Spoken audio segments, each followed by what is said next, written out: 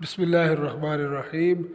MTA 622 का ये कुछ पेपर है, मैं आप लोगों के साथ शेयर करना चाहता हूँ। तवज्जो से सुनेंगे। तो इसमें से जो पहला पेपर मैं आप लोगों के साथ शेयर कर रहा हूँ, इसमें तकरीबन 40 में से तकरीबन 25-30 ऐसे थे जो पुरानी फाइल्स में से थे। ये जो 3-4 फाइल्स ग्रुप्स में घूम रही है, इन्हीं को आप तैयार करेंगे तो आपका पेपर इंशाल्लाह अच्छा हो जाएगा। ठीक है। अच्छा, यहाँ से ये जो आपके सामने है, यहाँ से एक चीज़ आई हुई थी कि नॉन कंजर्वेटिव फोर्स, तो इसके ऑप्शन दिए हुए थे। एक उसमें इम्पल्स भी था, तो इम्पल्स क्या है? एक नॉन कंजर्वेटिव फोर्स है। ठीक है। उसके बाद यहाँ से जी ये जो ऊपर दिया हुआ है ना, depth force is equal to -BV, तो ये भी क्या था, पेपर के अंदर आया हुआ था, ऑप्शन में थे, तो उसका ये बताना था अपने। FD is equal to -BV, ये याद रख लेना। ठीक है। उसके बाद आपके पास था जनाब ये चेसलस थ्योरम था, इसकी स्टेटमेंट आई हुई थी और ये भी ऑप्शन में था, इसको भी आप लोग तैयार कर लें। ठीक है। तो उसके बाद यहाँ से ये काइनेमैटिक्स, इसकी ये जो डिफिनेशन थी ये भी आई हुई थी ऑप्शंस के अंदर। ठीक है। उसके बाद ये एक पेपर था, उसमें स्पेस, टाइम और ये मैटर, इन तीनों की डेफिनेशन आई हुई थी और एग्जांपल साथ देनी थी। ये शार्ट क्वेश्चन में आया हुआ था, इसको भी आप लोगों ने क्या कर लेना है, अच्छे तरीके से याद कर लेना है। अच्छा जी, उसके बाद जनाब आपके पास था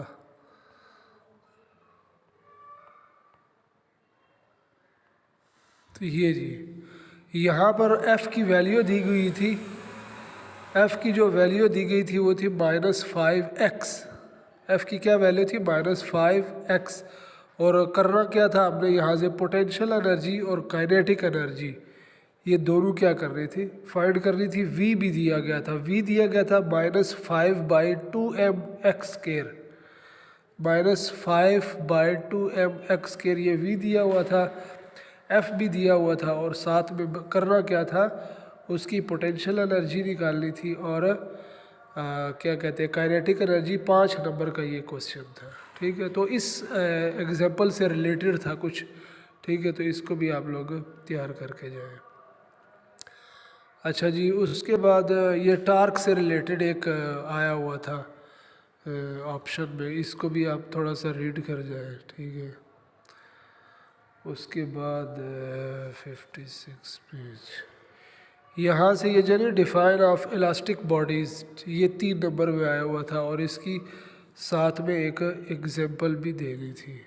ठीक है। डिग्री ऑफ फ्रीडम, इसका आया था कि रिजिड बॉडी की डिग्री ऑफ फ्रीडम क्या होती है, वो क्या करना था, बताना था। फिर उसके बाद आया था ये जी ये बैक एंड फोर्थ जो रोटे मोशन होती है, ये क्या होती है, सेंट्रॉइड मतलब सेंटर ऑफ मास होती है, या रोटेशनल होती है, ट्रांसलेशनल होती है। ठीक है। ये चीज़ें इसके अंदर बतानी थी। तो ये थोड़ा सा इतना मुश्किल पेपर नहीं था। उसके बाद ये एक आया था जी, इनर्शिया किसके इक्वल होता है, MD होता है, M/D, इस तरह के ऑप्शन थे, MD²। तो ये जो MD² है आपके सामने, ये इसका ऑप्शन लगता था। उसके बाद ये नीचे पूछा गया था IXX, ये कोऑर्डिनेट सिस्टम के अंदर IXX किसके इक्वल होता है, तो ये जो M/Y² प्लस Z², ये ऑप्शन इसका लगता था। ठीक है। उसके बाद जनाब आपके पास था मोमेंट इनर्शिया ऑफ, अरे ये तो नहीं था, यहाँ से भी कुछ नहीं था। प्रिंसिपल एक्सिस, वो जो ऑप्शन में एक आता है ना प्रिंसिपल एक्सिस, इसकी डेफिनेशन थी, तो वहाँ पर क्या करना था, प्रिंसिपल एक्सिस को लगाना था आपने। ठीक हो गया। तो उसके बाद डायनामिक्स की डेफिनेशन आई हुई थी ऑप्शंस के अंदर MCQs में, इसको भी आप लोगों ने तैयार कर लेना है। अच्छा जी, बड़ा ये आप एग्जांपल लाजमी करके जाएंगे, ये लाजमी आता है M1 U1 plus M2 U2। ये जो एग्जांपल है ना, यहाँ पर V1 फाइंड करना था, ठीक है। तो आपने क्या करना है, बस इसी तरह की एक वैल्यूज़ चेंज थी, बस बाकी सारा कुछ यही था, कोई लंबी चौड़ी चीज़ नहीं थी, बस इसी से रिलेटेड थी आपकी। उसके बाद एक और चीज़, हाँ ये तो हो गई है, ठीक है। 75 यहाँ जी एंगुलर मोमेंटम का फार्मूला था ऑप्शन के अंदर, जो L=R क्रॉस P होता है, ठीक है। अच्छा, एक उसने ये भी पूछा हुआ था कि ये जो मोमेंटम के अंदर है ये सम होता है, डिफरेंस होता है या प्रोडक्ट होता है, तो ये क्रॉस प्रोडक्ट होता है इसमें, ठीक है। ये याद रख लेना है आप लोगों ने। अच्छा जी, इसके बाद था जनाब, ये तवज्जो से सुनेंगे जी, ये जो स्टेप है ना आपके सामने, on substituting for del M और R, यहाँ से नीचे जो चीज़ है ना, I=½ 0 to H रो पाई और ये सारा कुछ ये दिया हुआ था, यही चीज़ दी गई थी, ठीक है। ऑन सब्स्टिट्यूटिंग के नीचे जो लाइन लिखी हुई है ये दी हुई थी, और आगे उसने कहा था इसको सॉल्व करना है एंड तक, तो इसको आपने क्या करना था, एंड तक सॉल्व करना था 5 नंबर के अंदर, ठीक है। तो ये चीज़ भी आप लोग माइंड में रख के जाए। उसके बाद जी ये तो आपको याद करने ही पड़ेंगे, सॉलिड सर्कुलर सिलेंडर का, इसका भी आया था, hollow circular cylinder, solid sphere, hollow sphere, rectangular plate, thin rod, ये सारे आए हुए थे। अच्छा जी, रेक्टेंगुलर प्लेट का ये आया हुआ था, ए की वैल्यू दी गई हुई थी और मोमेंट इनर्शिया M दिया गया हुआ था, B दिया गया हुआ था, और उसने कहा था रेक्टेंगुलर प्लेट का मोमेंट इनर्शिया फाइंड करो। मतलब मास था, A भी था, B भी था, और उसके बाद आपने क्या करना था, वो सारा कुछ फाइंड करना था, ठीक हो गया। अच्छा जी, उसके बाद ये जो एग्जांपल है आपके सामने, यहाँ से आई डिस्क =½ ma², ये दिया गया था, और नीचे जो परपेंडिकुलर एक्सिस थ्योरम है IZ=IXX + IYY, ये दिया गया हुआ था, और ये सारा नीचे वाला अमल फिर सॉल्व करके दिखाना था उसको, ठीक है। उसके बाद जनाब आपके पास था ये जो थ्योरम नंबर 1 आपको नज़र आ रहा है, इसमें दिया हुआ था थ्योरम 1, उसमें 3 था, 2 1, और तो 3 वहाँ पर क्या करना था, लगाना था, ठीक हो गया। इनको भी पढ़ कर जाए आप लोग लाजमी। अच्छा जी, उसके बाद ये ज़रा तवज्जो से आप सुनेंगे, ये जो लिखा हुआ है ना D(A) और नीचे DT(F) ये जो पूरा है फिक्स्ड पॉइंट की वेलोसिटी, ठीक है। तो ये DA और DT भी दिया गया हुआ था, ओमेगा क्रॉस AR की वैल्यू भी दी गई हुई थी, तो सिर्फ आपने क्या करना था, उसको पुट करके वहाँ पर उसको जस्ट इकट्ठे कर रहे थे, I वाले और J वाले और K वाले इकट्ठे कर रहे थे। बाकी जिस तरह आप यहाँ मैं आप लोगों को एक एग्जांपल बता देता हूँ, जैसे ये है, यहाँ पर तो चले खैर R दिया हुआ है, लेकिन उसने ओमेगा क्रॉस A दोनों इकट्ठा दिया हुआ था, और उसने कहा था कि इसको क्या करना है, फाइंड करना है, ठीक है। एक और था जी, उसमें F दिया गया हुआ था, और उसने कहा था कि अलॉन्ग क्लोज्ड कर्व उसका वर्क डन क्या करना है, फाइंड करना है, ठीक है।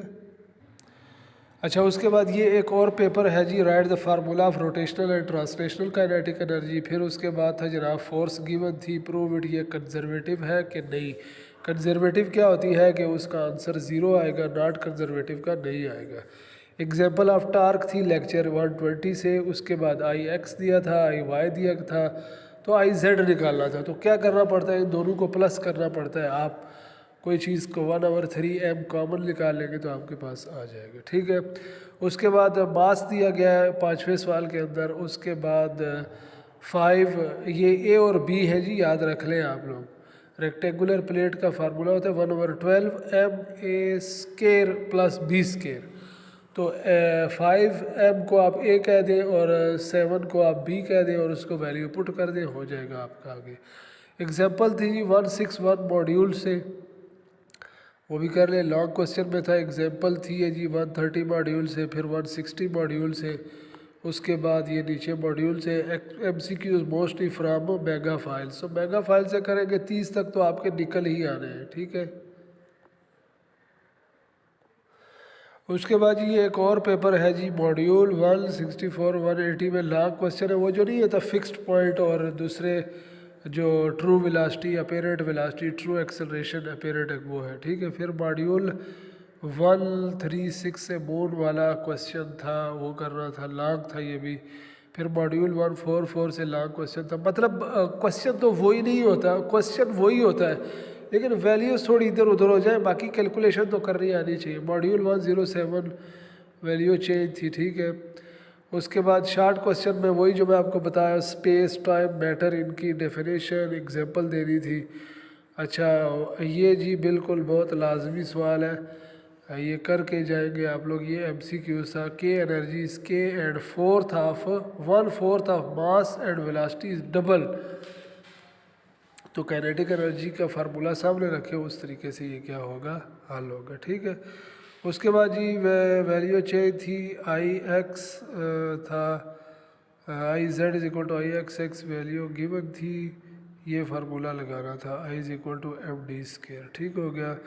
तो उम्मीद करते हैं कि इंशाल्लाह आपका पेपर बहुत अच्छा होगा। वीडियो को तवज्जो से देखें और नए हैं तो चैनल को ज़रूर सब्सक्राइब कर दें। सब्सक्राइब नहीं करते हैं तो कम अज़ कम लाइक तो कर ही सकते हैं।